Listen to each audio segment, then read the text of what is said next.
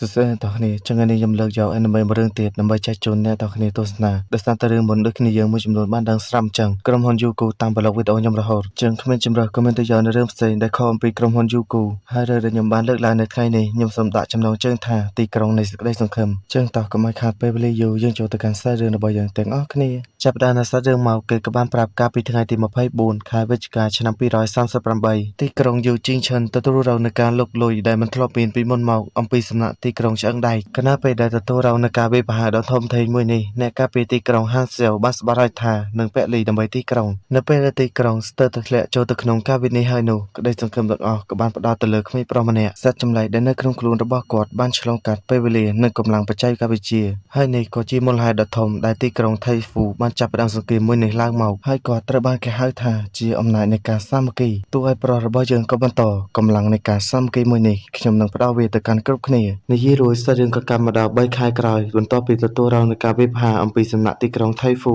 ស្ថានភាពទីក្រុងយូជីងឆិនពេលនេះគឺដោយទីក្រុងគេបោះបង់ចោលបាត់ទៅហើយនៅលើដងផ្លូវគ្មានមនុស្សម្នាមានត្រឹមតែសត្វបិសាចគណៈពេលនោះក៏ស្ទើរតែមាននៅឡានមួយគ្រឿងបានធ្វើដំណើរកាត់ទីនេះតែគណៈពេលកំពុងធ្វើដំណើរមិនបានយូរប៉ុន្មានផងក៏ត្រូវបានកំណត់គោលដៅទៅដោយសត្វប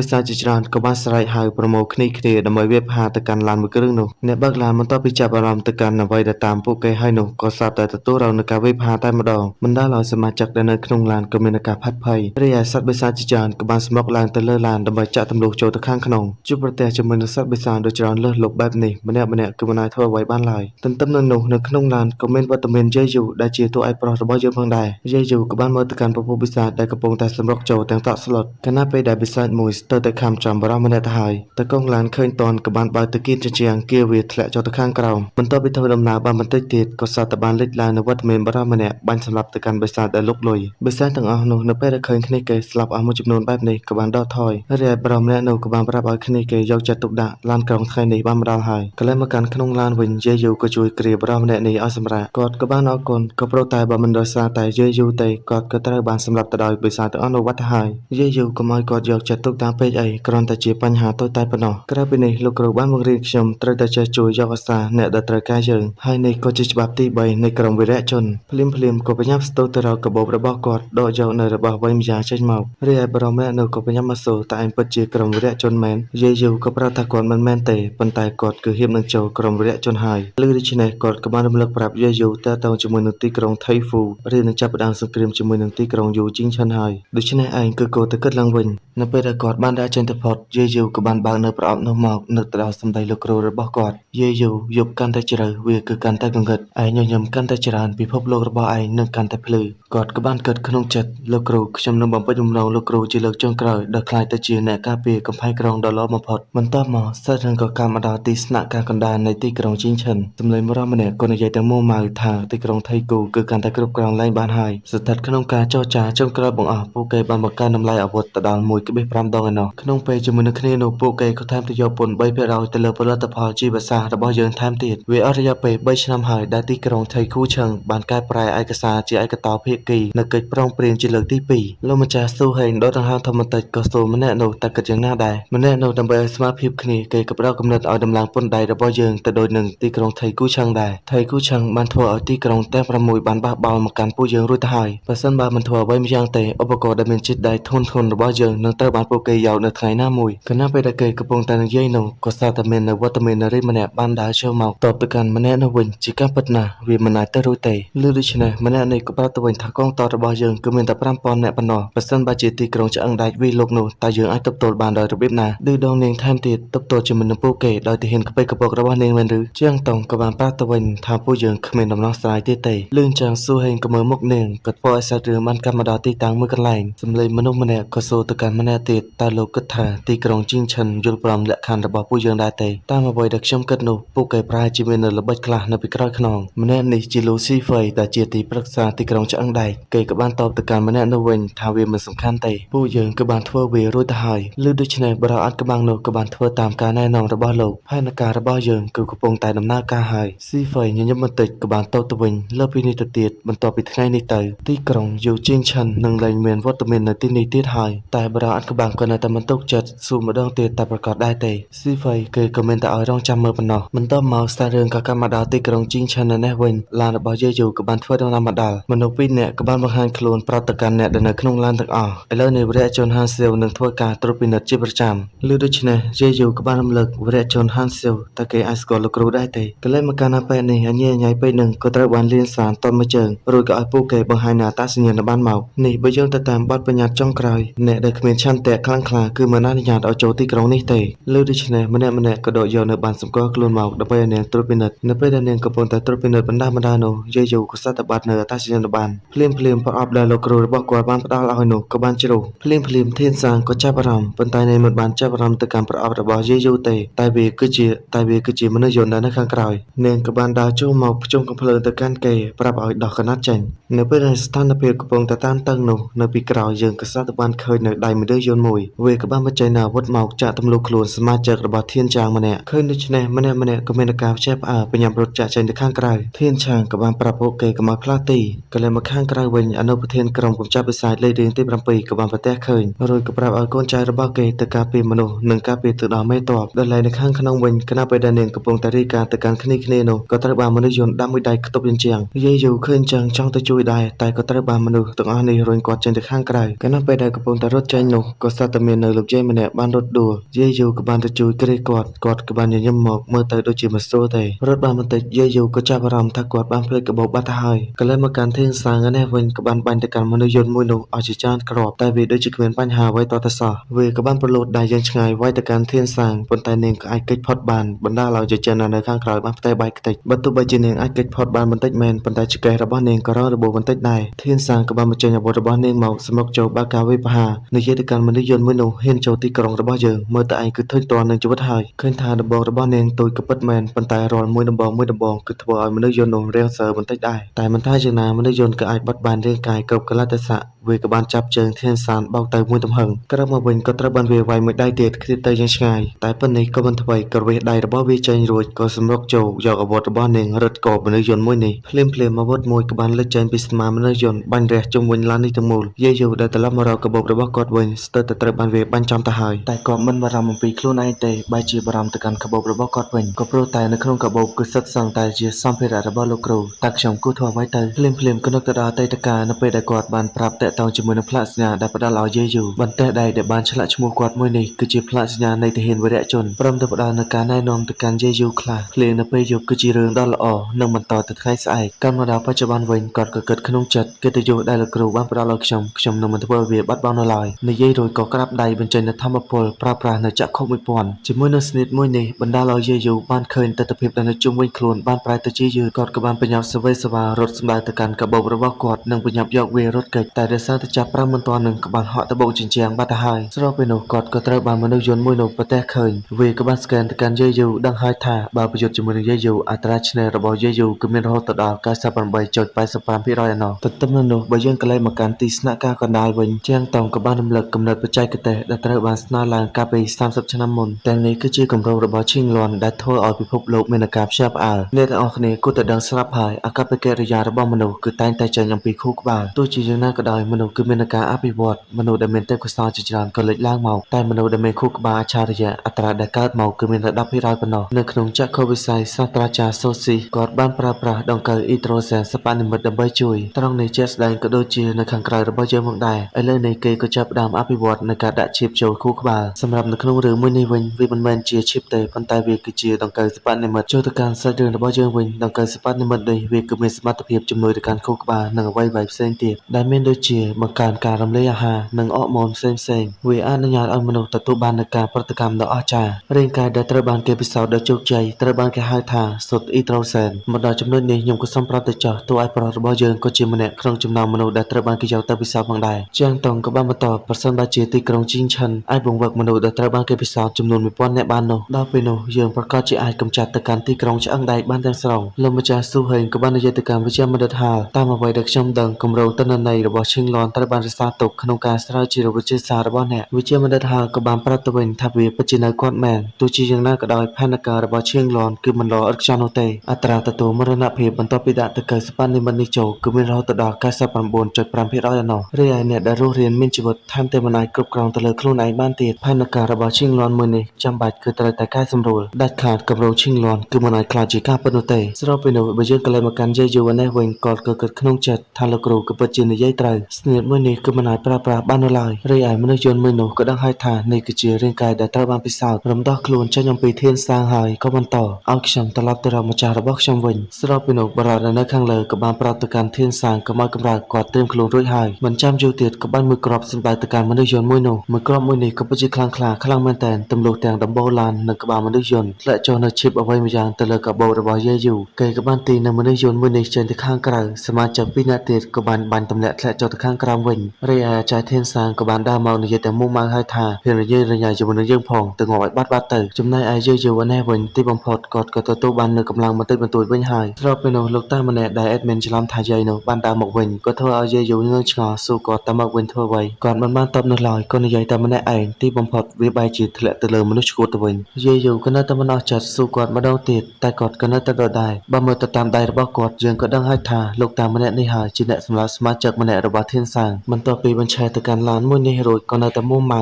និយាយតែម្នាក់ឯងនៅក្នុងទីក្រុងជីងឆាន់នេះយើងគឺជាអ្នកបង្កើតមនុស្សយន្តដ៏អស្ចារ្យគ្រប់គ្នាថ្ងៃនេះគឺត្រូវតែបង់តម្លៃតបស្នងនៃការស្លាប់ស្របពេលនោះធានសាងក៏ចាប់អារម្មណ៍ប្រាប់សមាជិករបស់នាងឲ្យបញ្ឈប់ព្រោះតែនៅលើឡានគឺមានមនុស្សយន្តមួយទៀតគ្រប់គ្នាក៏ទទួលបញ្ជាធ្វើការបាញ់ប្រហារអនុចារអីតែយេយូនៅលើឡានមិនដឹងអ្វីទាល់តែសោះទន្ទឹមនឹងនោះម្នាក់នៅខាងលើក៏បានស្កេនឃើញហើយថាមានមនុស្សស្ថិតនៅលើឡានក៏បានប្រាប់គ្នាគេឲ្យបញ្ឈប់តែនាងក៏នៅតែប្រាប់ឲ្យបាញ់វាប្រហារក៏ព្រោះតែបេសកកម្មរបស់ពួកគេគឺត្រូវតែសម្លាប់ទៅកាន់មនុស្សយន្តរីឯយេយូដែលនៅលើឡានឯនេះវិញក៏បានរត់គេចមកដល់ខាងមុខបើកផ្នែកធំក៏ព្រោះតែនៅចំពោះមុខគឺសុទ្ធសឹងតែជាមនុស្សអ្នកដែលរត់មិនទាន់ក៏ត្រូវបានឡាននេះកាន់បណ្ដាដោយសារតែមិនអាចបើកផ្នែកមើលបានក៏បានទៅទាញចង្កូតដើម្បីគេចចេញអំពីមនុស្សទាំងអស់នោះតែគាត់ក៏ត្រូវបានលោកតាចំណាស់យកដៃដ៏រញ៉េរញ៉ៃរបស់គាត់ចាប់ច្បាច់កឡើងទៅខាងលើសោះទាំងសប្បាយចិត្តថែមទៀតឯងរកសេចក្តីស្លាប់ហើយរួចក៏បានចាក់ទម្លុះបំពង់ករបស់យេយូតែម្ដងស្របពេលនោះធានសាងក៏បានឲ្យកូនចៅរបស់នាងយកនៅបេមួយមកតម្រង់រួចក៏បានបាញ់ចេញទៅទន្ទឹមនឹងនោះស្ថិតនៅលើឡានវិញយេយូក៏បានកំទេចទៅកាន់ដៃរបស់លោកតាចំណាស់រីឯរបួសរបស់គាត់ក៏បានជាទៅបន្តិចម្ដងបន្ទាប់មកគាត់ក៏បានរត់សំដៅទៅរកលោកតាចំណាស់ក៏ស្របពេលដែលបេបានមកដល់ល្មមទោះនៅឡានមួយនេះក៏ឡាប់ទៅជាច្រើនតង់ក្រោយពីអ្វីៗបានស្ងាត់បាត់ទៅបន្តិចលោកតាម្នាក់នោះគាត់គឺមិនមានរឿងអ្វីកើតឡើងនោះឡើយក៏ដោយសារតែគាត់បានយកដៃបង្កើតជាខែដើម្បីការពារខ្លួនចេញមកខាងក្រៅវិញក៏ថែមទាំងបានស្ទើរឌឺដងថែមទៀតបន្ទាប់មកក៏បន្តបើកឡានដេញបុកទៅកាន់មនុស្សទាំងអស់នោះ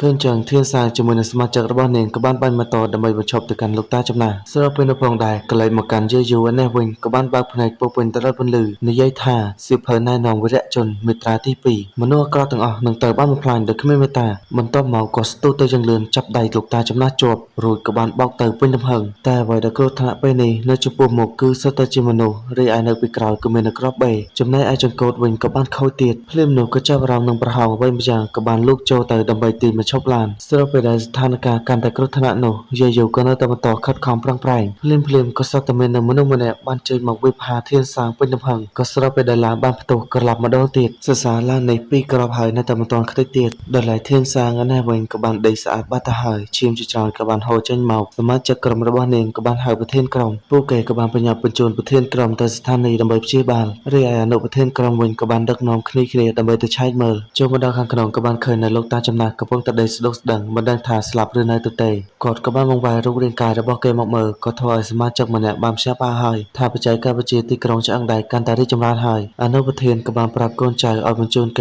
េទៅវិទ្យាស្ថានស្រាវជ្រាវវិទ្យាសាស្ត្រនៅទីក្រុងបន្ទាប់មកសាច់រឿងក៏កាត់មកដល់លូស៊ីហ្វៃម្ដងទៀតហើយគេក៏បាននិយាយតែម្នាក់ឯងនៅពេលដែលពេលវេលាអំណោយផលវាក៏គួរដល់ពេលប្រកល់មកកាន់ខ្ញុំហើយស្របពេលដែលយើងមិនទាន់ដឹងថាគេចង់មានន័យបែបម៉េចផងនោះសាច់រឿងក៏កាត់មកដល់វិទ្យាស្ថានស្រាវជ្រាវ Ambus នៅទីនេះពួកគេក៏កំពុងតែស្រាវជ្រាវទៅលើលោកតាម្នាក់នោះភ្លាមក៏សត្វតែមាននៅអ្វីម្យ៉ាងដែលដូចជាពីងពាងបានវាចេញអំពីរូបរាងកាយរបស់គាត់វាក៏ថែមទាំងមានសមត្ថភាពអាចបំបាំងកាយបានទៀតបន្ទាប់ពីសម្លាប់ទៅកាន់បារម្ភម្នាក់នេះរួចក៏បានធ្វើដំណើរមកដល់បន្ទប់មួយក្រោយពីឆ្កឹះឆ្កៀលបានបន្តិចក៏អាចដោះសោចូលទៅខាងក្នុងបានហើយទាំងអស់នេះក៏សុទ្ធសឹងតែជាគម្រោង Lucifer ដើម្បីលួចយកទិន្នន័យនៅពេលដែលយើងមិនទាន់ដឹងថានឹងមានរឿងអ្វីកើតឡើងបន្តផងនោះសាច់រឿងមួយភាគនេះក៏បានមកដល់ទីបញ្ចប់ផងដែរចាំមកពេញចិត្តនៅវីដេអូនេះកុំភ្លេចជួយ Like Subscribe ខ្ញុំម្នាក់មួយផងវីដេអូនេះក៏មានតែប៉ុណ្្នឹងទេយើងចាំជួបគ្នានៅវីដេអូក្រោយបាយ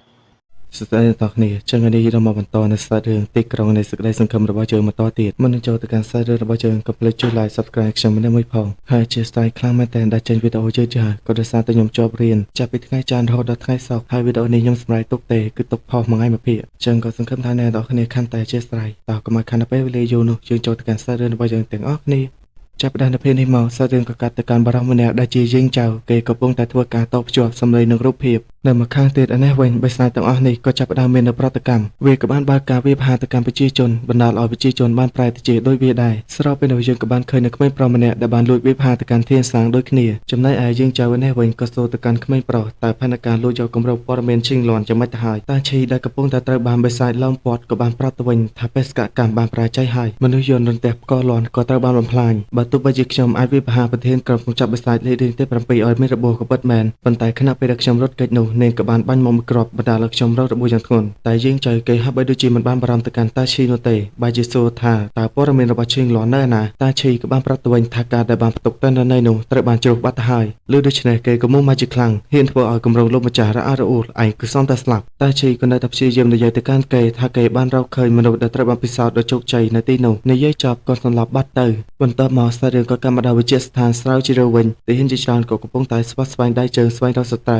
វម្នាក់ក៏បានមកប្រមូលផ្ដុំនៅចំមុខបន្ទប់មួយនោះតែក្រោយពីចុចនៅលេខកូដវាក៏សត្វតែបានខុសគ្មានជំរើសក៏បានដាក់នៅក្របបែកមួយដើម្បីបំផ្ទុះចូលទៅខាងក្នុងតែនៅពេលដែលចូលមកដល់នៅទីនេះក៏ដូចជាមិនមានអ្វីតតែសោះក៏ព្រោះតែពីងទាំងអស់នេះគឺស្ថិតនៅខាងលើចាំលោកវិប្រហាគណៈពេលនោះវាក៏បានហក់ទៅលើខ្លួនទាហានម្នាក់សមាជិកដទៃទៀតក៏បានតម្រង់កំភ្លើងទៅសម្រាប់ទៅកាន់ទាហានម្នាក់នោះហើយក៏បានរត់គេចកងទាហានឃើញចឹងក៏បានប្រហាររីឯពីងមួយទៀតក៏បានលបមកពីខាងក្រោយសម្រាប់ពួកគេក្នុងពេលតែមួយរពេចរួចក៏នាំគ្នា2នាក់3ម៉ូតូរត់ចាក់ចេញតែដំណើរផ្លូវក៏នៅតែមានឧបសគ្គកងទ័ពមួយចំនួនទៀតក៏បានមកដល់ធ្វើការបាញ់ប្រហារប៉ុន្តែនេះក៏នៅតែគ្មានបញ្ហាសម្រាប់ពីងទាំងពីរសម្រាប់ពួកគេរួចក៏បន្តដំណើរទៅមុខទៀតមិនយូរប៉ុន្មានវាក៏បានរត់មកជួបប្រទះទៅកាន់ក្មេងស្រីម្នាក់កំពុងតែលេងហ្គេមពីងមួយក៏បានចង់ស្ទុះទៅវាយប្រហារនាងប៉ុន្តែគ្រាន់តែខ្សែភ្នែករបស់នាងបន្តិចសោះក៏ធ្វើឲ្យពីងមួយនេះបន្ទោសខ្លួនប្រាណខ្ទេចបាត់ទៅមួយគ្រឿងទៀតឃើញចឹងក៏ចង់រត់គេចតែជាលទ្ធផលក៏នៅតែដដែលត្រឹមតែខ្សែភ្នែករបស់នាងក៏ធ្វើឲ្យវាដាច់ដៃដាច់ជើងបាត់ទៅហើយកញ្ញាម្នាក់នេះនាងគឺជាជំនួយការវិជ្ជាបណ្ឌិតហានសម្រាប់ឈ្មោះរបស់នាងខ្ញុំបកអត់ចេញទេអធិស្ឋានផងនាងក៏បានយកពី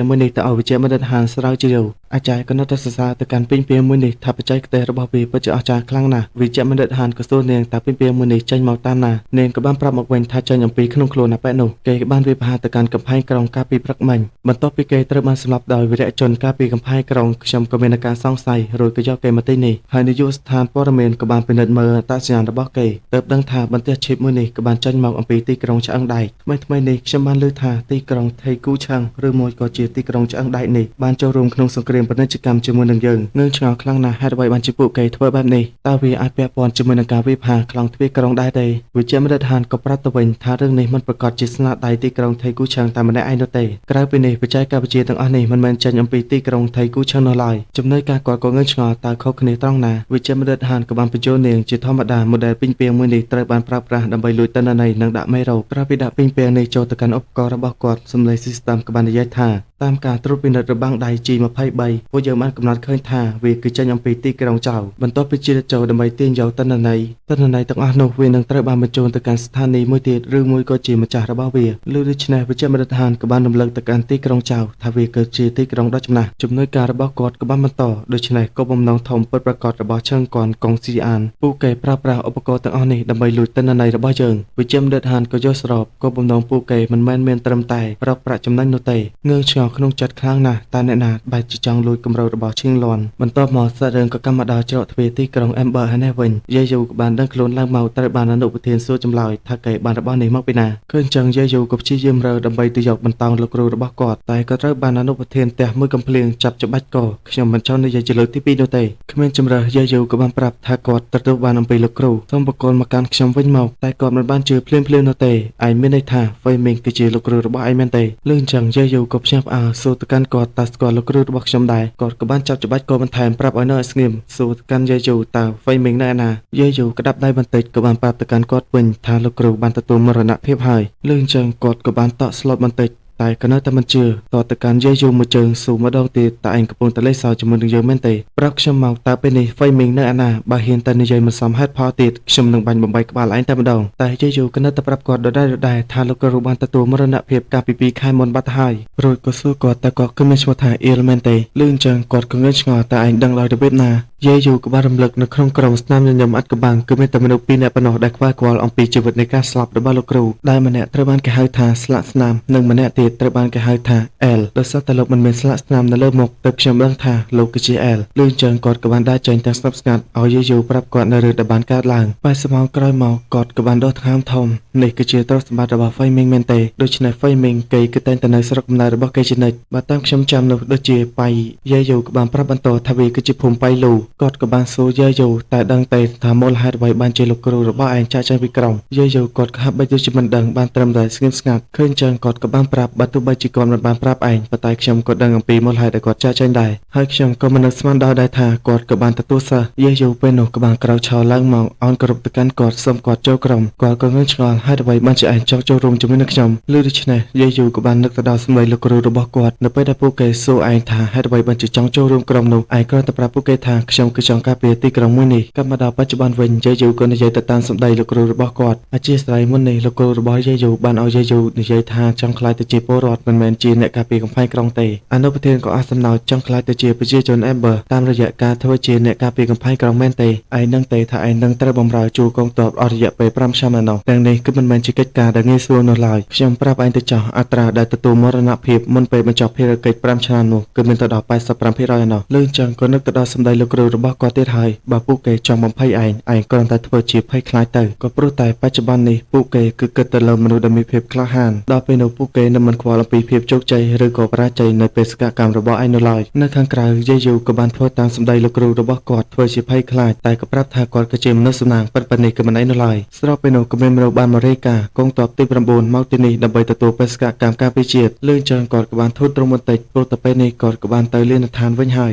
រួចក៏សួរយាយូមិនហើយតែឯងចង់ទៅញ៉ាំទីនេះទៀតមែនទេយាយូក៏ប្រញាប់ទៅប្រមាថប្រមូលអ្វីអីវ៉ាន់សួរគាត់តើគាត់អាចចូលបម្រើកងទ័ពនៅពេលណាគេក៏បានបោះនៅឧបករណ៍វៃម្ចាស់មួយមកប្រាប់ថានេះគឺជាទីតាំងជំរំនៃក្រុមវរៈជនការវិតម្លៃជ្រើសរើសដើម្បីចូលបម្រើកងទ័ពនឹងត្រូវចាប់ផ្ដើមឡើងនៅ5ថ្ងៃទៀតទាំងនេះវាអាស្រ័យទៅលើឯងថាឯងអាចចូលរួមបានឬក៏អត់រួចក៏សួរយាយូតើឯងគឺមានឈ្មោះអ្វីយាយូក៏ប្រាប់គាត់ថាខ្ញុំគឺមានឈ្មោះអ៊ីបន្ទាប់មកសាច់រឿងក៏កាត់មកដល់ប្រាសាទឡានឆាំងឯនេះវិញយាយូក៏បានធ្វើដំណើរមកដល់ទីនេះតាមរយៈផែនទីបន្ទាប់ពីឆ្លងកាត់ទីក្រុងចចកដល់3គីឡូទៀតគាត់នឹងទៅដល់ជំរំ Hunter ហើយក៏ប៉ុន្តែពេលនេះគាត់គឺមិនដឹងថាច្រកចេញនៅឯណានោះទេគណៈពេលនោះគាត់ក៏សាត់តែបានប្រទះជាមួយនឹងមនុស្សដែលបានដេកស្លាប់ភ្លាមគេក៏បានដុះនៅវែងម្យ៉ាងរញ៉េរញ៉ៃនៅលើខ្នងហើយមិនមែនមានត្រឹមតែមួយនោះទេវាក៏មានច្រើនខ្លាំងណាស់បន្ទាប់មកពួកវាក៏បានសម្រុកចូលវាបហាយាយូក៏បានគេចផុតដកឃ្លាទៅខាងក្រោយដកយកនៅព្រួយរបស់គាត់បាញ់ចូលទៅមួយគ្រាប់នេះក៏បានបាញ់ចូលក្បាលវាពេញទំហឹងដីស្អាតម្នាក់ទៀតឆ្លើយឱកាសនេះក៏បានលបវិញប្រហារតែយាយូប្រតិកម្មលឿនក៏បានដកយកដាវកាប់ជើងរបស់វារួចក៏ទាញនៅគ្រាប់ព្រួយចាក់ទៅលើខ្លួនវាមួយទៀតក្រោយពីចាត់ការទៅកាន់ពួកវារួចកលែងទៅខាងក្រោយក៏មានការផ្ទះផ្អើលព្រោះតែបិសាចទាំងអស់នេះកំពុងតែលេងនៅតាឈីមិនចាំយូរក៏ទាញនៅព្រួយរបស់គាត់បាញ់សម្លាប់បិសាចម្នាក់គាត់ក៏បានស្រែកប្រាប់ពួកគេឲ្យប្រញាប់ដោះលែងកូនក្មេងទៅរួចក៏បានបាញ់ចេញទៅមួយគ្រាប់ទៀតក៏ធ្វើឲ្យសាច់រឿងបានកាន់មកដល់ខាងនេះវិញជើងក៏បានឃើញនៅកញ្ញាម្នាក់ក៏កំពុងតែបូមយកឈាននៅបិសាចមួយនេះឈួនស៊ីក៏និយាយទៅកាន់បងស្រីថានៅថ្ងៃនេះគឺមានអ្វីមួយខុសប្រក្រតីក៏ដោយសារតែបិសាចងងឹតចេញមកច្រើនខ្លាំងណាស់អេលីក៏បានប្រាប់នាងវិញឲ្យផ្លាស់ប្ដូរទីតាំងតែឈួនស៊ីនាងក៏គិតថាគ្មានកន្លែងណាសម្បូរយកងងឹតច្រើនជាងកន្លែងនេះនោះទេទីនេះគឺជាទីក្រុងចចកមនុស្សជាច្រើននឹងមកទីនេះដើម្បីព្យាបាលជំងឺហើយមនុស្សទាំងអស់នោះនៅពេលដែលទទួលបានថ្នាំលើសកម្រិតពួកគេក៏នឹងបានប្រែទៅជាអាយ៉ងងងឹតដូច្នេះទីនេះគឺជាប្រភពដែលសម្បូរទៅដោយអាយ៉ងងងឹតច្រើនជាងគេបំផុតអេលីក៏សួរនាងតើរសល់រយៈពេលប៉ុន្មានទៀតទៅឈួនស៊ីក៏ប្រាប់នាងថាជិតដល់ពេលហើយមុនពេលការជ្រើសរើសវរៈជនការពារទីក្រុងបានមកដល់ពួកយើងគឺនៅសល់ពេលច្រើនណាស់ដើម្បីកែល្អពួកគេក៏ថាទៅបាននឹងឯងក៏បាននាងប្រាប់ថាក្នុងនាមជាម្ដាយមីងខ្ញុំគឺតែគិតគូរអំពីអ្នកជានិច្ចអេលីក៏បានកវេដៃនាងចេញប្រាប់ថាខ្ញុំគឺមានអាយុច្រើនជាងនាងស្របពេលដែលអ្នកទាំងពីរកំពុងតែឌឺដងគ្នាលេងនោះក៏ស្ដាប់តែមានការបំផ្ទុះយ៉ាងខ្លាំងចេញអំពីទីក្រុងអ្នកទាំងពីរក៏បញ្ញាប់មកមើលឃើញនៅយាយូប្រយុទ្ធតបតជាមួយនឹងអាយ៉ងងងឹតឃើញចឹងអេលីបរងនៅទៅជួយតែឈួនស៊ីក៏សួរនាងតែចង់ធ្វើអ្វីនាងក៏សួរត្រឡប់ទៅវិញតើពួកយើងមិនគួរធ្វើអ្វីមួយទេឈួនស៊ីក៏គិតថានៅពីក្រោយខ្នងបរោះម្នាក់នោះប្រកាសជាមានរបស់ល្អជាមិនខានតាមគំនិតរបស់នាងគឺចង់ស៊ីប៉ែនៅពេលដែលគេរងរបួសលឿនចឹងអេលីក៏ថាចរិតអញ្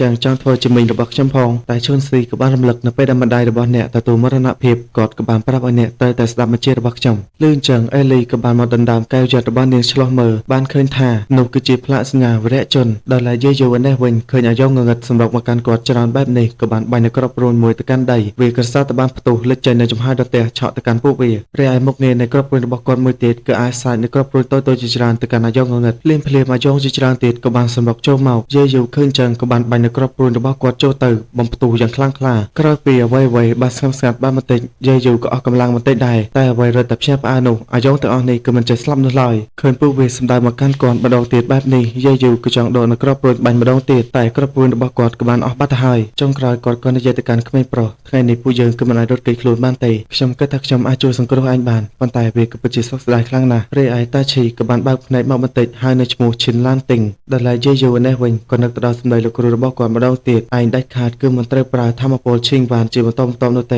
េបើមិនដូច្នេះឯងនឹងត្រូវស្លាប់តែពេលនេះគឺគ្មានជំរឿទៀតនោះឡើយធម្មពលឈីងវ៉ានបើកតែជាអកុសលបញ្ចេញធម្មពលបានបន្តិចយាយយូក៏បានដួលសន្លប់បាត់ទៅស្របពេលនោះអាចងងឹតមួយក៏បង្រងនឹងចាត់ការទៅកាន់យាយយូតែក៏ត្រូវបានអេលីគប់មួយដាវចាក់ទម្លុះខ្លួនជាប់នឹងជញ្ជាំងអាចងងឹតដទៃទៀតក៏បានបដូរគោលដៅទៅកាន់នាងម្ដងសម្រាប់ចូលធ្វើការវិបហាជុំគ្នាតែសមត្ថភាពរបស់អេលីគឺមិនអាចលេងសើចបាននោះឡើយនាងក៏បានបញ្ចេញធម្មពលនៅលើដាវកាប់ចូលទៅពេញទំហឹងសម្រាប់នៅអាចងងឹតអស់ជាច្រើនបន្ទាប់មកក៏បានប្រើប្រាស់ល្បឿនជឿនលឿនរបស់នាងចាត់ការនៅអាយ៉ងដែលសេសសល់បើទោះបីជាពួកវាមានចំនួនច្រើនក៏ពិតមែនតែអេលីក៏នៅតែអាចទប់ទល់បានក៏ដោយសារតែមួយដាវរបស់នាងគឺសម្រាប់អាយ៉ងងឹតអស់3-4ឯណោះក្រោយពីខ្វាយទៅកាន់បិសាចទាំងអស់នេះអស់ជិត80ម៉ោងក៏អាចធ្វើឲ្យពួកវាដេកអស់មួយចំនួនរីឯមួយចំនួនទៀតក៏បានពាត់ជុំវិញនាងសម្រុកចូលបើកការវាយប្រហារគ្រានោះអេលីក៏បានយកដាវរបស់នាងចាក់ទៅលើដីពេញទំហឹងលិចចេញនៅរទេះពណ៌ស្វាយបណ្ដាលឲ្យបិសាចងឹតទាំងអស់នោះដេកស្អាតបាត់ទៅហើយស្របពេលនោះឈុនស៊ីក៏បានមកដល់លោកថាក្មេងស្រីម្នាក់នេះពិតជាមិនស្ដាប់បង្គាប់មែនព្រោះក៏បានដើរទៅមើលរូបរាងកាយរបស់យាយយូព្រមទាំងងើយឆ្ងល់ថាក្មេងប្រុសម្នាក់នេះមានបញ្ហាអ្វ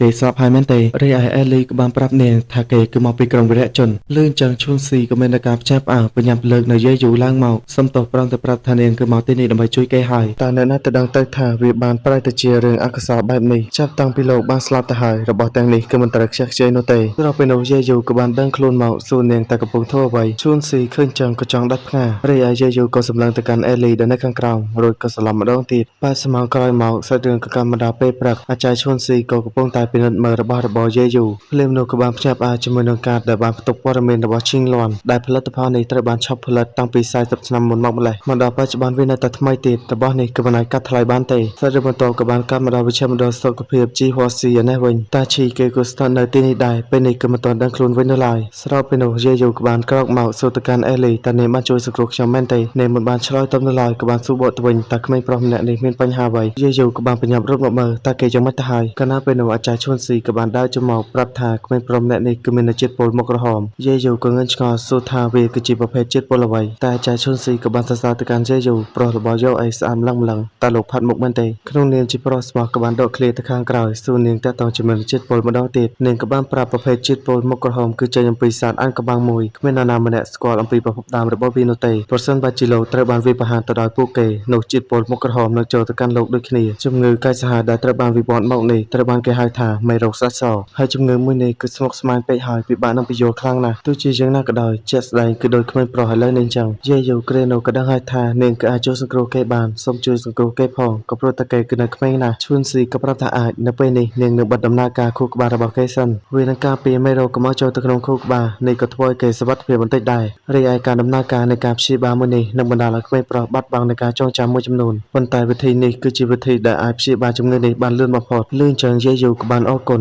តែនាងក៏បានទារថ្លៃនៃការព្យាបាលរួចក៏បង្ហាញនៅរបស់ដែលនាងយកបានអំពីកាបូបរបស់គេតែយាយយូក៏មិនដឹងនោះឡើយក៏ព្រោះតែរបស់នេះបានធ្លាក់មកកាបូបរបស់គាត់តែមិនដឹងខ្លួននាងក៏ងឿងឆ្ងល់របស់នេះគឺមិនមែនជារបស់លោកទេមែនទេយាយយូក៏មានតែចាប់បណ្ដោយទៅថាវាគឺជារបស់គាត់នឹងដោះដូរជាមួយនឹងនាងប្រំព្រៀងគ្នារួចឈុនស៊ីក៏ឲ្យយាយយូចេញទៅខាងក្រៅគាត់ចេញទៅផុតអេលីក៏និយាយទៅកាន់ឈុនស៊ីនាងក៏ហៅគាត់ការព្យាបាលនេះគឺអាចបញ្ជាពេលជីវិតរបស់គេបានត្រឹមតែរយៈពេលខ្លីប៉ុណ្ណោះគ្មានអ្វីដែលអាចព្យាបាលទៅកាន់ពឹសមុខក្រហមនេះទេឈុនស៊ីក៏ប្រាប់ទៅវិញទោះបីជាអញ្ចឹងក្តីនាងក៏ចង់ផ្ដល់ក្តីសង្ឃឹមខ្លះទៅកាន់គេក្រៅពីនេះបើខ្ញុំមិននិយាយអញ្ចឹងក្មេងនឹងអាចទទួលបានរបស់ល្អបែបនេះទៅមិនទាន់មកសាច់រឿងក៏កាប់មកដល់ខាងក្រៅវិញយាយយូកំពុងតែងឿងឆ្ងល់តើកន្លែងនេះគឺជាកន្លែងណាទៅអេលីក៏បានប្រាប់នេះគឺជាទីក្រុងស៊ីហួរស្របពេលនោះបើយើងក្លែងមកកាន់ស៊ីហ្វៃឯនេះវិញគេក៏បានសួរទៅកាន់យាងចៅតើបេសកកម្មយ៉ាងម៉េចទៅហើយគេក៏បានរៀបរាប់ប្រាប់ថាកាត់ដែលត្រូវបានផ្ទុកទៅនៅឈីងលួនត្រូវបានបាត់ទៅហើយក៏ប៉ុន្តែគេក៏បានរកឃើញមនុស្សដែលត្រូវបានពិសោធន៍ដោយជោគជ័យលុះដូច្នេះស៊ីហ្វៃក៏សួរតើលោកគ្រូពេទ្យណាគេក៏បានប្រាប់មកវិញថាគាត់ត្រូវបានជនមិនស្គាល់មកសម្លាប់ដែលម្នាក់នោះគឺជាអានគុយឈីហ្វៃក៏បានដាក់បញ្ជាគេមិនថាចំណាយអស់ប៉ុន្មាននោះទេត្រូវតែយកថៃយីមកវិញឲ្យបានបន្ទាប់មកក៏យកដៃចុចទៅលើឧបករណ៍មួយនេះការស៊ីមនុស្សមួយក៏បានលេបទៅបាក់មនុស្សម្នាក់នេះស្លាប់បាត់ទៅឈីហ្វៃក៏និយាយទាំងកំណាញ់មកម្ដងទៀតគ្មាននរណាម្នាក់អាចពន្យាពេលការពិសោធន៍របស់យើងបានទេគណៈពេលដែលយើងមិនទាន់ដឹងថានឹងមានរឿងអ្វីកើតឡើងបន្តផងនោះសាររឿងមួយភាគនេះក៏បានមកដល់ទីបញ្ចប់ផងដែរចាំមកពេញចិត្តនៅវីដេអូនេះកុំភ្លេចជួយ like Subscribe ខ្ញុំអ្នកមួយផងវីដេអូនេះក៏មានតែប៉ុណ្្នឹងទេយើងចាំជួបគ្នានៅវីដេអូក្រោយបាយបាយ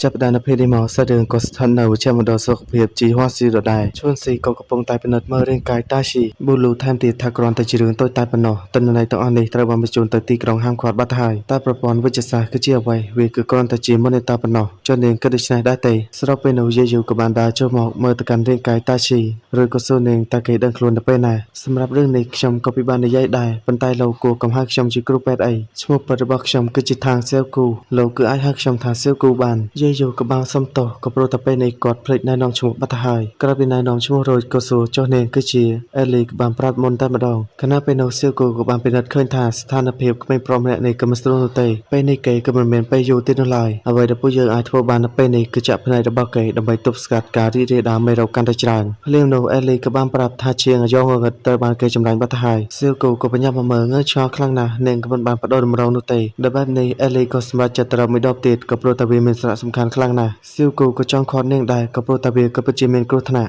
់តែអេលីក្រោយពីមើលទៅកាន់ស្ថានភាពតាឈីហើយក៏បានដើរទៅមុខបន្តប្រាប់ទៅកាន់អ្នកទាំងពីរខ្ញុំនឹងធ្វើវាឲ្យអស់ពីសមត្ថភាពដើម្បីមកទាន់ពេលវេលារីឯយាយយូឃើញចឹងក៏បានសម្រេចចិត្តទៅតាមនាងដូចគ្នាបន្ទាប់មកសាច់រឿងក៏កាន់មកដល់អ្នកទាំងពីរដែលកំពុងតែធ្វើដំណើរដើរទៅពីរនាក់យាយយូនិយាយតែម្នាក់ឯងរីឯវត្តមានរបស់យាយយូបណ្ដាលឲ្យមនុស្សមួយចំនួនក៏មានការខ្លោចខ្លាចគាត់ក៏ងឿងឆ្ងល់អត់បានធ្វើអ្វីផងមិនបានជាម្នាក់មើលមុខគាត់ខ្លាំងបែបនេះតែជាការពិតដែរទេដែលមិនដែលមានអ្នកក្រៅចូលមកក្នុងព្រំជីហួរស្រាប់ពេលនោះក៏មានក្មេងៗពីរនាក់បានរើដងថ្មគប់ទៅកាន់ពួកគេយាយយូក៏បានមកជួយពាំងអេលីប្រាប់ឲ្យក្មេងៗប្រញាប់ចេញទៅខណៈពេលនឹងដែរក៏សត្វតែមាននៅអ្នកមីម្នាក់បានរត់ចូលមកស្រែកប្រាប់គ្រប់គ្នាថាពឹសមុខក្រហមត្រូវបានរកឃើញនៅខាងក្រៅភូមិប្រសិនបើមិនដេញវាចេញទេវានឹងមកបំផ្លាញភូមិរបស់យើងហើយអេលីក៏បញ្ញាមកសួរគាត់តើវានៅឯណាគាត់ក៏បានប្រាប់គឺនៅខាងក្រៅភ្នំភៀកខាងកើតលុះដូច្នេះអ្នកទាំងពីរក៏បានបញ្ញារត់ទៅតាមទិសដៅរបស់គាត់បើស្មងក្រោយមកអ្នកទាំងពីរក៏បានធ្វើដំណើរមកដល់ទីតាំងមួយកន្លែងអេលីនាងក៏បានប្រទះជាមួយនឹងដានជើងមួយនាងក៏បានប្រាប់ទៅកាន់យាយយូថាវាមិនមែនជាភារកិច្ចរបស់លោកទេដោយសារតែនាងបានជួយសង្គ្រោះជីវិតរបស់យាយយូគាត់ក៏សូមឲ្យនាងអនុញ្ញាតឲ្យគាត់ទៅតាមផងតែចែនឹងមិនសិននិយាយច្រើនទេក៏ឲ្យយាយយូត្រឡប់ទៅវិញតែភ្លាមនោះយាយយូក៏បានទៅពិនិត្យដានជើងបិសាចរៀបរាប់ប្រាប់ថាតាមរយៈជម្រៅរបស់វាយ៉ាងហោចណាស់បិសាចនេះក៏មាននៅទម្ងន់2តោនដែរហើយស្នាមដែលបានលេចចេញច្បាស់នោះគឺមានតែបាតជើងប៉ុណ្ណោះរីឯស្នាមបាតដៃគឺមិនសូវមាននោះទេថែមទាំងពេលនេះក៏បានបន្សល់នៅស្បែកទៀតច្បាស់ណាស់នេះក៏ពិតជាបិសាចមុខក្រហមពិតមែនស្ដាប់ការរៀបរាប់យ៉ាងលម្អិតរបស់យាយយូអេលីក៏សរសើរខ្ញុំមិននឹកស្មានទេថាលោកដឹងច្រើនបែបនេះមិនអីទេរឿងដែលនៅសល់ទុកឲ្យខ្ញុំលោកត្រឡប់ទៅវិញចុះតែយាយយូក៏នៅតែប្រាប់នាងស៊ីគូបានប្រាប់ខ្ញុំថាបិសាចនេះក៏ពិតជាគ្រោះថ្នាក់ខ្លាំងណាស់ខ្ញុំខ្លាចថានាងនៅតែម្នាក់ឯងលឺដូច្នេះនាងក៏បានប៊ូលូតែម្ដងសម្បីតែបិសាចតូចតាចក៏អាចបំភ័យលោកដល់ស្លាប់បានដែរកុំថាឡើយដោះស្រាយជាមួយនឹងហុងលៀនឈប់បង្កបញ្ហាមកកាន់ខ្ញុំទៅខ្ញុំគ្មានពេលយកលោកត្រឡប់មកវិញនោះទេយាយយូក៏ចង់ប្រកែកដែរប៉ុន្តែដូចជានិយាយមិនឈ្នះនាងតទៅសោះនៅពេលដែលគាត់កំពុងតែរកវិធីដើម្បីបញ្យល់នាងនោះអេលីក៏បានរំលឹកទៅដល់ពីសម្ដីសៀវគូនាងបានប្រាប់ខ្ញុំថាលោកបានដួលសន្លប់ដោយសារតែសម្ពាធឈាមធ្លាក់ចុះលោកក៏ពិតជាខ្សោយណាស់ប៉ុន្តែខ្ញុំមិនយល់ថាហេតុអ្វីលោកអាចរួចរស់មានជីវិតបានយាយយូក៏បានប្រកែកថាតាមពិតទៅគាត់គឺមិនមែនទុនខ្សោយនោះទេភ្លាមនោះអេលីក៏បានផ្ដោតសញ្ញាឲ្យគាត់ស្ងាត់ពេលទៅខាងមុខយើងក៏សត្វតែបានឃើញនៅបិសាចមួយដែលបិសាចមួយនេះហើយត្រូវបានគេហៅថាជាបិសាចមុខក្រហមភ្លាមវាក៏បានប្រទះឃើញនៅទាំងពីរអេលីមិនទុកយូរក៏បានហោចចូលទៅខាងក្រោមក្រវីនៅដៃរបស់នាងឆាច់បន្ទាប់មកក៏ចាក់ទៅពេញទំហឹងផ្ទុះនៅចំហាយរទេះយ៉ាងខ្លាំងក្លាតែប៉ុន្តែក៏នៅតែគ្មានបញ្ហាសម្រាប់បិសាចមុខក្រហមស្រែកយ៉ាងខ្លាំងហើយក៏បានសម្រុកទៅសង្គ្រប់នាងអេលីក៏បានហោចកិច្ចទៅខាងក្រោយយកអេឡង់បន្តិចបន្ទាប់មកក៏សម្រុកចូលម្ដងទៀតកិច្ចពីក្រញាំរបស់វាឡើងទៅខាងលើក្រោយមកក៏កាប់ទៅមួយដៃទៀតប៉ុន្តែស្បែកវាដូចជាតានខ្លាំងណាស់ស្ថានភាពមិនស្រួលនាងក៏បានតន់មួយជើងរក្សាកម្រិតបន្តិចទន្ទឹមនឹងនោះបិសាចមុខក្រហមក៏បានសម្រុកចូលមកខ្វាយទៅកាន់នាងចុះឡើងអេលីមិនអាចធ្វើអ្វីបានត្រឹមតែរកមកដើរកិច្ចបណ្ដាបន្ទាប់ពីកិច្ចពីការវិភាគរបស់វាអស់ជិត80ម៉ោងពេលនេះគឺកិច្ចលែងផុតទៀតហើយនាងក៏ត្រូវបានវាសង្គ្រោះពីលើរួចក៏ចង់យកកញ្ញាំរបស់វាខ្វាយទៅកាន់អេលីតែភ្លាមនោះក៏សត្វតែមានក្របព្រួយមួយបានបាញ់វាខ្ទាតទៅយ៉ាងឆ្ងាយអេលីក្រោកមកមើលទៅកាន់យាយយូភ្ញាក់ផ្អើលក្នុងចិត្តអំពីធម៌ពលដ៏អស្ចារ្យរបស់គេគ្រាន់តែក្របព្រួយមួយសោះបែរជាអាចធ្វើឲ្យបិសាចមុខក្រហមដែលមានទម្ងន់2តោនបានប៉ាទៅយ៉ាងឆ្ងាយរីឯយាយយូក៏បានបញ្ចេញនូវក្របព្រួយរន្ទះរបស់គាត់ឆក់ទៅកាន់បិសាចមុខក្រហមក៏ធ្វើឲ្យអេលីបានគិតហើយថាខ្ញុំមិនអាចចាញ់ទៅកាន់គេបានទេបន្ទាប់មកក៏ដោះដៃរបស់នាងស្ទុះទៅយ៉ាងលឿនចាក់ទៅពេញទំហឹងទុះនៅចំហាយធម្មពលយ៉ាងខ្លាំងក្លាយាយយូឃើញចឹងក៏បានញញឹមរួចមកអ្នកទាំងពីរក៏បានបន្តដំណើរជាមួយនឹងគ្នាទៅដល់នៅឃ្លាំងមួយក៏លើនៅសម្លេងលោកយាយម្នាក់បាននិយាយថាខ្ញុំប្រាប់ឯងច្រើនដងហើយថាឲ្យនៅស្ងៀមតែឯងមកកបញ្ហាមិនគ្រប់គ្រាន់ទេមែនទេអេលីក៏បានប្រាប់គាត់វិញថានាងមកទីនេះដើម្បីយកតម្រងសម្រាប់ឧបករណ៍ចាប់សញ្ញាដ៏ល្អបំផុតគាត់ក៏សួរនាងមិនបានជាត្រូវចាស់ចេញទៅខាងក្រៅនាងក៏បានប្រាប់គាត់ថាត្រូវស្វែងរករបស់មួយចំនួនដើម្បីព្យាបាលមនុស្សក៏ព្រោះតែគេបានបង់ថ្លៃនៅការព្យាបាលរួចទៅហើយតែលោកយាយចំណាស់ក៏នៅតែមិនលឺ លើសម្លេងឡើងមកឯងគិតថាមានលុយហើយគឺអាចចេញចូលភូមិឈីហួរបានតាមចិត្តមែនទេយាយយូក៏បានដើរចូលមកប្រាប់ទៅកាន់លោកយាយថាគាត់ក៏ពិតជាត្រូវការវាដើម្បីជួយសង្គ្រោះមនុស្សពិតមែនគាត់ក៏បានតបមកវិញថាទេលំងគឺជាទ្រព្យសម្បត្តិរបស់ភូមិឈីហួរមិនមែនមនុស្សខាងក្រៅដូចជាឯងអាចប៉ះពាល់បានទេជាពិសេសនោះគឺជាជនក្បត់ដែលចង់ចាស់ចេញអំពីភូមិឈីហួរពីសម្ដីទាំងអស់នេះក៏បណ្ដាលឲ្យយាយយូមានអាការផ្ទះផ្អើលតែអេលីក៏នៅតែទៅវិញថាខ្ញុំធ្វើនេះគឺធ្វើតាមបេសកកម្មរបស់ឯកចកោតាំងសៀវគុយប៉ុណ្ណោះតែអ្នកមិនយកចិត្តទុកដាក់ជាមួយនឹងពាក្យសម្ដីឯកចកោមែនទេស្របពេលដែលស្ថានភាពកំពុងតែតានតឹងសាច់រឿងក៏កម្មដល់សៀវគុយនេះវិញពេលនេះនាងគឺមិនដឹងថាដោះស្រាយដោយរបៀបណាទេក៏ព្រោះតែចិត្តហួសពេលហើយមិនបានជាអ្នកទាំងពីរមិនទាន់ត្រឡប់មកវិញទៀតក៏เลยមកកាន់អេលីនេះវិញផ្នែករបស់នាងក៏ចាប់ផ្ដើមព្រាលមើលលោកយាយលែងចង់ឃើញរីឯលោកយាយក៏បានកាន់នៅឧបករណ៍តម្រងនោះមកប្រកបទៅកាន់អ្នកទាំងពីរយាយយូទទួលយករួចក៏បាននាំគ្នាដើរចាស់ចេញតែលោកយាយក៏នៅតែនិយាយទៅកាន់អេលីឲ្យសៀវគុយពិនិត្យមើលសុខភាពរបស់នាងផងគាត់ក៏ពិតជាងើយឆ្ងល់ខ្លាំងណាស់ហេតុអ្វីបានជាបោះបង់ភូមិឈីហួរចូលទៅក្នុងអ្នកការពារកំផែងក្រុងទៅវិញអេលីមិនបានឆ្លើយតបនៅឡើយក៏បន្តដើរចាស់ចេញបន្ទាប់មកសាច់រឿងក៏កម្មមកដល់ទស្សនវិជ្ជាពេលយប់នៅក្នុងភូមិឈីហួរសមាជិកនៅក្នុងភូមិក៏បានជួបជុំធ្វើការរំលែងដោយឡែកអេលីនេះវិញរាងកាយរបស់នាងហាក់បីដូចជាមិនសូវស្រួលយាយយូក៏បានសួរអេលីថាពិតជាចង់ចូលរួមក្រុមស្នាមញញឹមអាត់កំបាំងពិតមែនតែនាងក៏បានប្រាប់ថាមិនមែនជារឿងរបស់លោកទេលេងចឹងគាត់ក៏ចង់ដាច់ផ្ងាដោយសារតែខ្ញុំក៏មានគោលបំណងចូលរួមក្រុមនេះដែរដូច្នេះហើយប្រហែលជាពួកយើងអាចទៅជាមួយនឹងគ្នាបានលេងចឹងនាងក៏ងើយឆ្ងល់ចុះលោកមិនមែនជាសមាជិករបស់ពួកគេទេឬយាយយូក៏មានតែអេះក្បាលប្រាប់ថាគាត់មិនមែនទេរួចអ្នកទាំងពីរក៏បន្តដើរមើលទៅជុំវិញទីនេះគាត់ក៏បានចាប់អារម្មណ៍អំពីទស្សនវិជ្ជាភូមិនេះគឺស្តីងទៅនឹងភូមិរបស់គាត់ដែរស្របពេលនោះរាងកាយរបស់អេលីក៏រឹតតែមិនស្រួលបន្ថែមទៀតហើយនៅក្នុងការផ្នែករបស់នាងបែរជាឃើញអ្នកភូមិប្រែទៅជាវិសាចយាយយូឃើញចឹងក៏បានមកសួរនាងតែមានបញ្ហាអ្វីភ្លាមនោះប្រជាជនទាំងអស់គ្នាក៏មានការផ្ទះផ្អើលក៏ព្រោះតែកាយផ្នែករបស់អេលីបានប្រែទៅជាពណ៌ក្រហមនេះគឺជារោគសញ្ញាដែលបញ្ជាក់បានថានាងគឺទទួលរងនៅជាតិពើបាត់ទៅហើយអេលីក៏បានប្រាប់ឲ្យយាយយូសម្រាប់នាងភ្លាមទៅគ្រានោះនាងក៏រត់ទៅពិបាកទ្រាំស្រែកមកយ៉ាងខ្លាំងបណ្ដាប្រជាជនក៏មានការភ័យខ្លាចរត់ចាស់ចេញមួយសន្ទុះក្រោយយាយយូពេលនេះក៏គ្រប់គ្រងខ្លួនឯងលែងបានទៅហើយនាងក៏បានដកដាវកាប់ឡើងទៅពីទៅពីពេញនឹងយាយយូចង់ចូលទៅខាត់ដែរតែកម្លាំងរបស់នាងក៏ពិតជាខ្លាំងរួចគាត់ខ្ទាតទៅខាងក្រោយបន្ទាប់មកនាងក៏បានកាប់កូនតិចទៅកាន់តុដង្វាយដែលត្រូវបានថ្វាយមិនដាល់ឲ្យក្មេងប្រុសដែលនៅខាងក្រោយក៏មានការភ័យខ្លាចស្រែកយំយ៉ាងខ្លាំងនៅពេលដែលឮសំឡេងក្មេងយំយាយយូក៏ដូចជាដឹងខ្លួនឡើងមកវិញបន្តិចនាងក៏បានរកដាវចេញពីដៃសុំទោសទៅកាន់គ្រប់គ្នាមិនឈប់ឃើញចឹងយាយយូក៏បានទៅជួយលួងលោមនាងរួចក៏ចាប់បីនាងទៅស្វែងរកសៀវគូ80ម៉ោងក្រោយមកសៀវគូក៏បានចាក់ថ្នាំទៅឲ្យអេលីយាយយូក៏សួរនាងតើមានបញ្ហាអ្វីនាងក៏ប្រាប់ទៅវិញថាស្ថានភាពអេលីពេលនេះក៏ដូចទៅនឹងក្មេងប្រុសម្នាក់នោះចឹងកាលពីប៉ុន្មានឆ្នាំមុននាងបានទទួលរងនូវជាតិពើមួយនេះជំងឺនេះនឹងចាប់ផ្ដើមរើឡើងដោយសារតែការរំញោចពន្លឺនិងសំឡេងដល់ពេលនោះនាងនឹងបាត់ការគ្រប់គ្រងទៅលើខ្លួនឯងដល់ពេលនោះនាងនឹងបាត់បង់ស្មារតីពេញលេញឬក៏បំផ្លាញអ្វីៗដែលនៅជុំវិញខ្លួនសូម្បីតែមនុស្សក៏នាងអាចវិភាគបានដែរដោយសារតែពិធីជប់លៀងនៅថ្ងៃនេះទើបបណ្ដាលឲ្យជាតិពើរបស់នាងរំញោចឡើងមកជាពិសេសនោះគឺជាសំឡេងនៃការសោកស្ដាយរបស់ពួកគេទាំងអស់នេះហើយទើបធ្វើឲ្យជាតិពុលរបស់នាងបានរើឡើងកាន់តែលឿនយាយយូក៏លែងឆ្ងល់ទៀតហើយហេតុអ្វីបានជាអ្នកភូមិខ្លាចនាងដល់ថ្នាក់នេះសៀវគូក៏បានប្រាប់បន្តថានាងអាចទប់ស្កាត់មេរោគនេះបានម្ដងសន្នដោយចាត់ថ្នាំទៅកាន់នាងរយៈពេល7ថ្ងៃម្ដងបើធ្វើវាទៀងទាត់នោះនាងគឺមិនមានបញ្ហាអ្វីនោះទេយាយយូក៏ហាក់បីជាបានឮថាឧបករណ៍កែតម្រូវខ្នាតតូចគឺមានផលប៉ះពាល់នៅពេលដែលមេរោគចូលទៅក្នុងខ្លួនរបស់មនុស្សក្នុងរយៈពេលជាក់លាក់ណាមួយវានឹងប្រែក្លាយមនុស្សម្នាក់នោះទៅជាបិសាចរាត្រីមេរោគបច្ចុប្បន្នដែលស្ថិតនៅក្នុងខ្លួនអេលីពួកវាក៏ជាមូលដ្ឋានដើម្បីបង្ក្រាបគ្នាទៅវិញទៅមកជាមួយនឹងវីរុសស្ដេចសដូច្នេះហើយនាងគឺមិនទាន់អាចបង្កគ្រោះថ្នាក់បាននោះឡើយលើសពីនេះទៅទៀតជារឿយៗក៏មានបញ្ហាមួយចំនួនដោយសារតែពេលនេះនាងបានបញ្ជាពេលនៃការចាក់ថ្នាំឥឡូវនេះនាងគឺសល់រយៈពេលតែ3ឆ្នាំទៀតប៉ុណ្ណោះស៊ូគូក៏ចង់និយាយបន្តទៀតតែអេលីក៏ប្រាប់ឲ្យនាងឈប់រីឯយាយយូដោយសារតែអេលីមិនអីទៅហើយគាត់ក៏សុំចាក់ចេញទៅខាងក្រៅមុនយាយយូចេញទៅផុតស៊ូគូក៏ប្រាប់ឲ្យអេលីបញ្យល់នៅរឿងគ្រប់យ៉ាងទៅកាន់អ្នកគ្រប់គ្នាហើយចុះហេតុអ្វីបានជាអ្នកត្រូវតែចូលរួមជាមួយនឹងក្រុមវីរៈជនខ្ញុំដឹងថាក្រុមវីរៈជនអាចផ្ដល់នូវធនធានជាច្រើនទៅកាន់នាងក៏ពិតមែនចុះតែនាងមិនចង់សងគុណភូមិដែលចិញ្ចឹមបីបាច់នាងរហូតមកទេឬនាងក៏ពិតជាចង់បោះបង់ភូមិជីហួរនេះពិតមែនតែនាងពិតជាចង់លើពួកគេហើយនាងថាជាក្មេងរមើសគុណនិងជាជនក្បត់នៃភូមិជីហួរដែរឬតែអេលីក៏នៅតែមិនខ្វល់ជនក្បត់អ្វីទៅចាស់ទៅគង់តែស្លាប់ដូចគ្នាដោយសារតែនិយាយមិនស្ដាប់បែបនេះសៀវគូក៏គ្មានជម្រើសដែរលើកនេះក៏សតតែថ្នាំព្យាបាលខ្នាតតូចចំនួន4ដបនេះប៉ុណ្ណោះនាងគឺត្រូវតែត្រឡប់មកវិញក្នុងរយៈពេល1ខែទៀតឲ្យទាន់ពេលវេលាអេលីក៏ប្រាប់ថានាងចង់សម្រាប់បន្តិចរីឯសៀវគូយប់នេះនាងនៅកំដរអេលីរួចក៏ចង់សាកល្បងទៅកាន់ការមួយនេះបន្ទាប់មកសាច់រឿងក៏កម្មមកដល់ពេលព្រឹកយាយយូក៏បានក្រោកពីគេងឮសំឡេងក្មេងៗកំពុងតែសើចយ៉ាងសប្បាយគាត់ក៏បានមកជួបសៀវគូដោយរាល់ដងសួរនាងតើតាឈីមិនអីទេឬនាងក៏បានប្រាប់ថាក្មេងប្រុសម្នាក់នេះគឺមិនមានអ្វីខុសប្រក្រតីនោះឡើយឆ្លៀតឱកាសនឹងយាយយូក៏បានសួរតើតើជាមួយនឹងក្មេងៗមុននេះតើថ្ងៃនេះគឺជាថ្ងៃបុណ្យអ្វីមើលទៅគ្រប់គ្នាដូចជាសប្បាយចិត្តខ្លាំងណាស់សៀវគូក៏បានប្រាប់ថាអេលីបានបាត់ទៅហើយនាងគឺនឹងចូលរួមការប្រឡងជំនួសលឿនចឹងយាយយូក៏មុំម៉ៅអ្នកភូ មទាំងអស់នេះក៏ពិតជាហួសហេតុពេកហើយហើយអ្វីបានជាពួកគេធ្វើដាក់នាងបែបនេះហើយពេលនេះគាត់នឹងទៅស្វែងរកអេលីមើលទៅគឺមិនទាន់យឺតពេកនោះទេមុននឹងចាស់ចេញទៅនោះក៏បានប្រាប់ថាគាត់នឹងថែរក្សាអេលីឲ្យបានល្អបន្ទាប់មកសាច់រឿងក៏កាត់មកដល់យាយយូបានរត់យ៉ាងលឿនតាមប្រៃប្រឹក្សាអ្នកតាវ៉ាតែរត់មិនបានយូរប៉ុន្មានមិនប្រយ័ត្នស្ទើរតែទៅបានផ្កាស៊ីមនុស្សលេបបាត់ទៅហើយតែបើទោះបីជាអាចគេចអំពីផ្កាស៊ីមនុស្សបានក៏ពិតមែនក៏នៅតែមានរុក្ខជាតិដទៃទៀតបើការវិភាគទៅកាន់គាត់យាយយូក៏យកព្រួយរបស់គាត់បានជាប់ជញ្ជាំងនៅខាងលើរួចក៏អស់ខ្លួនគាត់គេចចេញអំពីទីនេះហើយនៅចំពោះមុខគាត់នេះគឺជាជំរំ Hunter ហើយ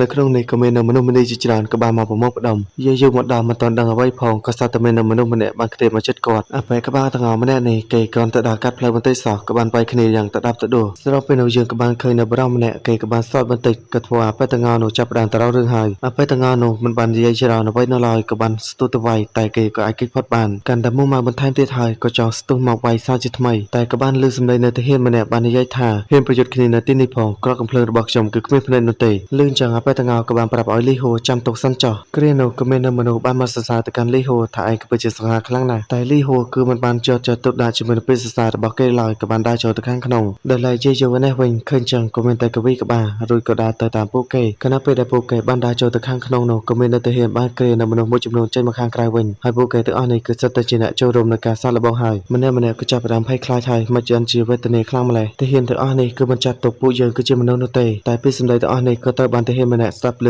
គេក៏បានសម្លឹងមកយ៉ាប់ណាស់ខ្ញុំបែរជាត្រូវមកបម្រើសត្វដេរឆានទាំងអស់នេះទៅវិញចំណែកឯយាយយូក៏នឹកទៅដល់លោកគ្រូរបស់គាត់តើខ្ញុំគួរធ្វើម៉េចទៅដើម្បីយល់ដឹងអំពីគំនិតដែលលោកគ្រូបានផ្ដល់មកកាន់ខ្ញុំបន្ទាប់មកសាច់រឿងក៏កាត់មកដល់ពួកគេបានមកប្រមូលផ្ដុំនៅទីនេះទាហានម្នាក់នេះក៏បានប្រកាសប្រាប់គ្រប់គ្នាចាប់តាំងពីអ្នកទាំងអស់គ្នាបានមកប្រមូលផ្ដុំនៅទីនេះខ្ញុំជឿថាអ្នកទាំងអស់គ្នាបានគិតរួចទៅហើយនៅថ្ងៃនេះមិនគិតអំពីអត្តសញ្ញាណឬក៏ភេទនោះទេគ្រប់គ្នាគឺមានសិទ្ធិស្មើគ្នាដូច្នេះសូមអ្នកទាំងអស់គ្នាបញ្យល់អំពីបញ្ហាដែលអ្នកទាំងអស់គ្នាចូលរួមនៅការប្រឡងកាលណាពេលនឹងដែរយើងក៏បានឃើញនៅនារីម្នាក់ដែលមានឈ្មោះថាឆាវឆាវបានឡើងទៅលើស្វាគមន៍ទៅកាន់គ្រប់គ្នាមកកាន់ជំរំ Hunter ហើយនាងគឺជាអ្នកពិនិត្យទៅកាន់សមាជិកដែលបានចូលរួមទាំងអស់ម្នាក់ឃើញសម្រស់របស់នាងគុកកែដល់ថ្នាក់នេះក៏បានចំហមាត់ធំឆាវឆាវក៏បានបន្តជាការពិតណាស់ខ្ញុំដឹងក្នុងចំណោមអ្នករាល់គ្នាគឺមានមនុស្សខ្លះមិនមានចិត្តបរិសុទ្ធនោះទេបើចង់ចូលជំរំ Hunter នោះគឺត្រូវតែបោះបង់គំនិតទាំងអស់នោះចោលបន្ទាប់មកនេះការវិនិច្ឆ័យនឹងចាប់ផ្ដើមឥឡូវនេះហើយឥឡូវនេះខ្ញុំក៏ងងុយដីដែរបាយ